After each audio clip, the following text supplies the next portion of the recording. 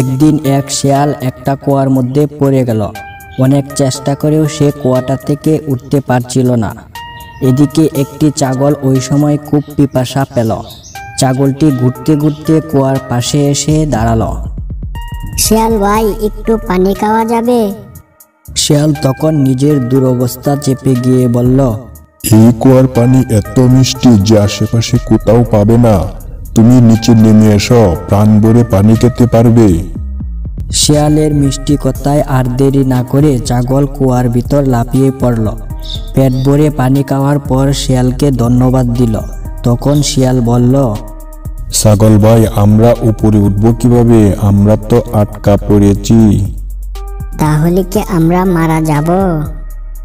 না ছাগল ভাই, আমার একটা বুদ্ধি আছে। কি বুদ্ধি? তাড়াতাড়ি বলো।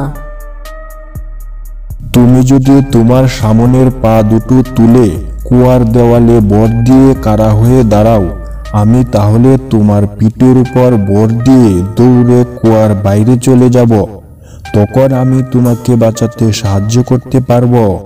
ঠিক আছে, আমি দাঁড়িয়েছি, তুমি উপরে গিয়ে আমাকে বাঁচাও। তখন শিয়াল নিরাপদে উপরে উঠে আসলো।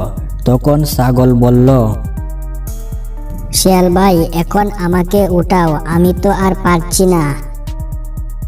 ওরে বুদ্ধু, তোর শরীরে যত চুল, তোর মাথায় যদি সেই পরিমাণ বুদ্ধি থাকতো, তাহলে উপরে উঠার পথ ঠিক না করে তুই নিচে ঝাঁপিয়ে পড়তি না।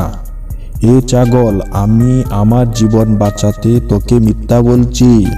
এই কথা বলে শিয়াল সেখান থেকে চলে গেল, আর ছাগল কুয়ার মধ্যেই পড়ে রইল। বন্ধুরা, যে কোনো কাজ করার আগে দেখে শুনে পা ফেলা উচিত। শয়তানের চরিত্র জানা থাকা সত্ত্বেও যে তাকে বিশ্বাস করে তার ধ্বংস হওয়ার